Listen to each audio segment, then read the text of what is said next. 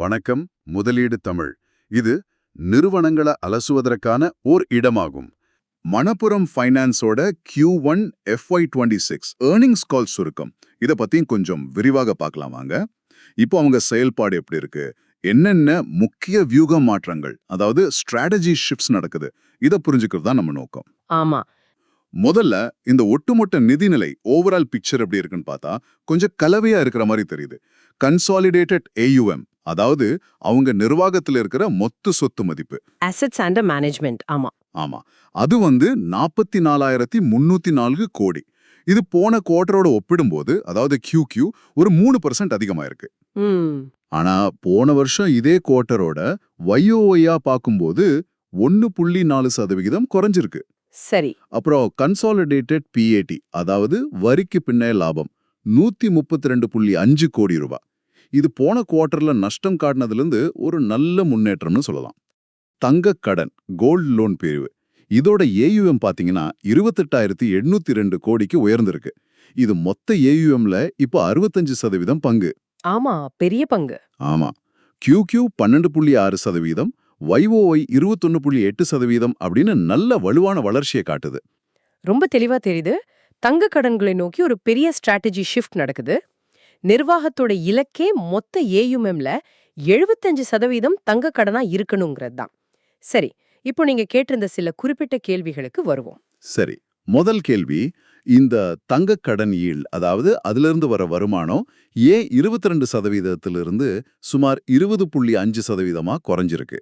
இதுக்கு காரணம் RBI வட்டி விகிதங்களை குறைச்சதா?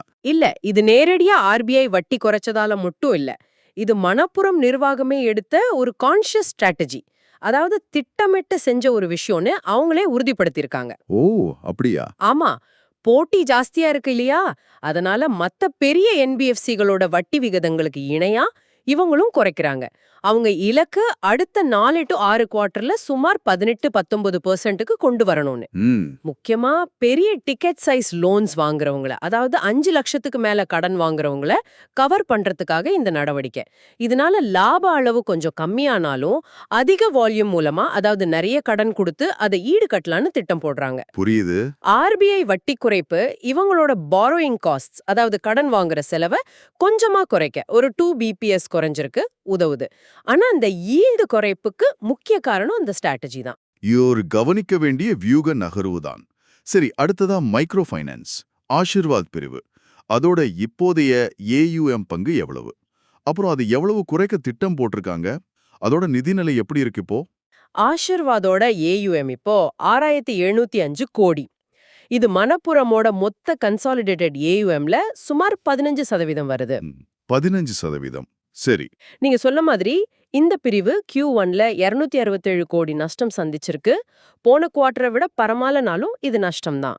அப்புறம் NPA, அதாவது வாராக்கடன் பிரச்சனைகளும் இருக்கு. இப்போ மேனேஜ்மெண்ட் என்ன திட்டமிடுறாங்கன்னா, MFI பங்களிப்பை மொத்த AUMல 10% குறைக்கணும்னு முடிவு பண்ணிருக்காங்க. அப்படியா? அதிக ஈல்டு கிடைக்க வாய்ப்பு இருந்தும் MFI பங்கு குறைக்கிறாங்களா? சரி, அப்போ இதிலிருந்து அடுத்த கேள்வி வருது. ஏன் இவ்வளோ NPA ரிஸ்க் இருந்தும் மணப்புரம் மாதிரி NBFCகள் ஆரம்பத்துல இந்த MFI தொழிலுக்குள்ள இவ்வளோ ஆர்வமா வந்தாங்க? இது ஒரு முக்கியமான கேள்வி. அதிக ஈல்டு ஒரு முக்கிய காரணம், கண்டிப்பா மறுக்க முடியாது. ஆனா அது மட்டுமே இல்ல. ஓகே. முதல்ல இந்தியாவுல நுண்ணிதிக்கு ஒரு பெரிய மார்க்கெட் டிமாண்ட் இருந்துச்சு இல்லையா, அன்டாப்ட் மார்க்கெட். ரெண்டாவதா இது பிரையாரிட்டி செக்டர் லெண்டிங் PSL கேட்டகரிக்குள்ள வருது. அதனால வங்கிகள் கிட்ட இருந்து கொஞ்சம் கம்மியான வட்டிக்கு இவங்களுக்கு ஃபண்ட்ஸ் கிடைக்க வசதியா இருந்துச்சு.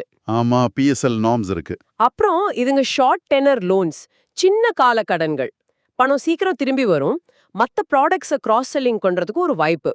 அப்புறம் போர்ட்ஃபோலியோ டைவர்சிஃபிகேஷன், அதாவது பலதரப்பட்ட கடன்கள் வச்சிருக்கிறதுக்கும் இது உதவுச்சு. இவ்ளோ காரணங்கள் இருந்துச்சு. ஓ, இவ்ளோ விஷயம் இருக்கா? ஆமா. ஆனா மணப்புரம்க்கு இப்போ நிலைமை என்னன்னா, இந்த NPAக்களோட ஏற்ற இறக்கம், அதனால வர்ற அதிக கிரெடிட் காஸ்ட்ஸ், அதாவது கடன் இழப்பு செலவுகள் மத்த நன்மைகளை விட அதிகமா தெரியுது. புரியுது புரியுது. அதனாலதான் ஸ்ட்ராட்டஜியா இதோட பங்கை குறைக்கிறாங்க. ஆனாலும் டைவர்சிஃபிகேஷன், PSL தகுதி மாதிரி காரணங்களுக்காக கொஞ்சமா எக்ஸ்போஷர் வச்சுக்க விரும்புறாங்க. முழுசா வெளியே போகல. சரி, அப்போ நிலைமை புரியுது. தங்க கடன் பிரிவு சூப்பரா பண்ணுது, MFI பிரிவு சுருங்கிட்டு வருது. அப்ப மத்த பிரிவுகள், அதாவது வெஹிக்கிள் ஃபைனான்ஸ், எம்எஸ்எம்இ, சிறு குறு தொழில் கடன், இந்த மாதிரி செக்மெண்ட்ஸ்ல கடன் கொடுக்கறது, டிஸ்பர்ஸ்மெண்ட் குறைஞ்சிருக்கா? அதோட அசெட் குவாலிட்டி, சொத்து தரம் பெஞ்ச்மார்க் அளவுல இல்லைன்னு நம்ம உறுதியா சொல்லலாமா? ஆமா, கண்டிப்பா சொல்லலாம். டேட்டா அததான் காட்டுது. இப்போ வெஹிக்கிள் ஃபைனான்ஸ் எடுத்துக்கிட்டா அதோட ஏயுஎம் போன குவார்ட்டரை விட 5.9% குறைஞ்சிருக்கு. ஜிஎன்பிஏ அதாவது மொத்த வாராக்கடன் விகிதம் 9.2% இருக்கு. இது சில போட்டியாளர்களை விட கொஞ்சம் அதிகம். அதனால அவங்க கடன் கொடுக்கிற விதிமுறைகளை, அண்டர் ரைட்டிங் ஸ்டாண்டர்ட்ஸை கொஞ்சம் டைட்டர் ஆக்கிட்டாங்க.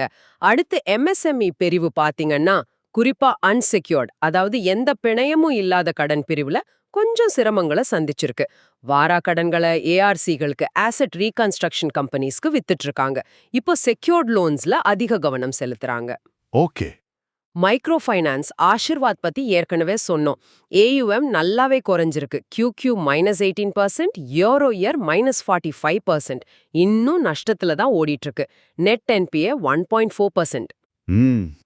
ஹோம் ஃபைனான்ஸ் வீட்டுக்கடன் பிரிவு வளர்ந்திருந்தாலும் அதோட ஜிஎன்பிஏ 2.87%ங்கிறது ரொம்ப சிறந்த நிலைன்னு சொல்லிட முடியாது. சரிதான். ஆக நீங்க யூகிச்சது சரிலாம். தங்க கடன் பிரிவு மட்டும்தான் நல்ல வளர்ச்சி மற்றும் நல்ல சொத்து தரம் ரெண்டையும் ஒரே நேரத்துல காட்டுது. மேனேஜ்மெண்ட் ரொம்ப தெளிவா மத்த பிரிவுகளை சரி செய்யவோ இல்ல மெதுவாக்கவோ செஞ்சுட்டு தங்க கடனுக்கு அசைக்க முடியாத முன்னுரிமை கொடுக்கறாங்க. டேக்அவே என்னன்னா, மணப்புரம் தங்க கடன்களை மையமா வச்சு ஒரு பெரிய ஸ்ட்ராட்டஜி மாற்றத்தை செஞ்சுட்டு இருக்காங்க. போட்டிய மனசுல வச்சு ஈல்டு கொஞ்சம் கம்மியானாலும் பரவாயில்லன்னு அதிக வால்யூமை இலக்கா வைக்கிறாங்க. அதே நேரத்துல இந்த அசெட் குவாலிட்டி பிரச்சனைகள் காரணமா எம்எஃப்ஐ, வெஹிக்கிள் ஃபினான்ஸ், எம்எஸ்எம்இ மாதிரி மத்த பிரிவுகள்ல இருக்கிற ரிஸ்க்கும் எக்ஸ்போஜரையும் குறைக்கிறாங்க. மிகச்சரியா சொன்னீங்க. சந்த போட்டி, அப்புறம் மத்த துறைகள்ல முன்னாடிப்பட்ட அடி, இதெல்லாம் சமாளிக்க அவங்களோட பலமான தங்க கடன் மேலேயே இன்னும் அதிக கவனம் செலுத்துறாங்க. இதுல நீங்க யோசிக்க வேண்டிய ஒரு விஷயம் இருக்கு. சொல்லுங்க.